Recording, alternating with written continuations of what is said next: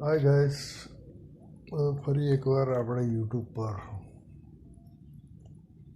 Video બનાવવા માટે ઉભ્યા છીએ કે ભાઈ સબસ્ક્રાઈબર પહેલાં તો આપણે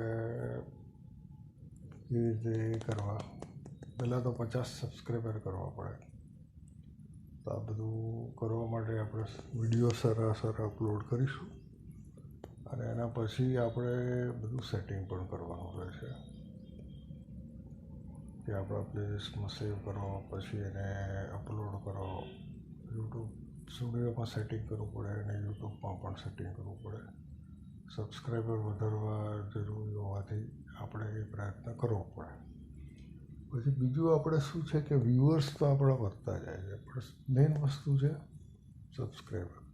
કારણ કે યુટ્યુબનું જે મોનેટાઇઝેશનનું ટાર્ગેટ છે એના માટે આપણે વારંવાર પ્રયત્ન કરતા જ રહેવું પડે. તો અને આપણે રેગ્યુલર પણ યુટ્યુબમાં રહેવું પડે, તો જ આપણું કામ થાય.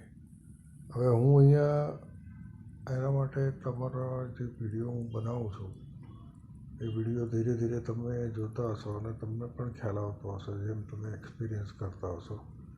દરેક વસ્તુમાં તમારે નામ, ટાઇટલ જે તમે કહો એ પછી નીચે બધું તમારું મેચ થાય ચેનલનું. પછી આપણું જે યુટ્યુબમાં આપણું ટાઇટલ નેમ હોય, બધી વસ્તુ સેમ હોય ઉપરની બે, અને પછી આપણે ડિસ્ક્રિપ્શન લખવાનું.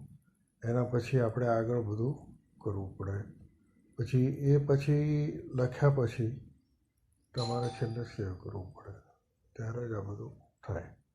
તો આ બધું ત્યારે જ પોસિબલ છે કે જ્યારે આપણે આ બધું અપલોડ કરી અને વ્યવસ્થિત એનું પ્રેઝન્ટેશન કરીએ.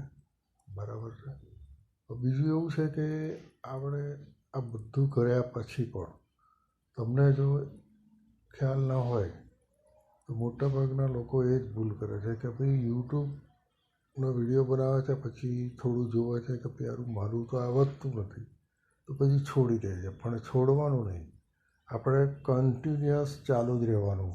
તો જ યુટ્યુબમાં તમારું ચેનલનું તમારું રેગ્યુલરિટી રહેશે. અને રેગ્યુલર તમે એક વર્ક કરશો તો તમારું ડેડિકેશન રહેશે. ડેડિકેશન જેટલું તમારું યુટ્યુબ અને સ્ટુડિયોમાં રહેશે અને યુટ્યુબ પર, એટલું જ તમારી ચેનલ આગળ વધશે. તો સબસ્ક્રાઈબ કરજો મારી ચેનલને ભૂલ્યા વગર. એક સબસ્ક્રાઈબનું બટન દબાવો તો જ કામ આગળ વધશે. અને હું પણ તમારી ચેનલો સબસ્ક્રાઈબ કરતો જ રહું છું.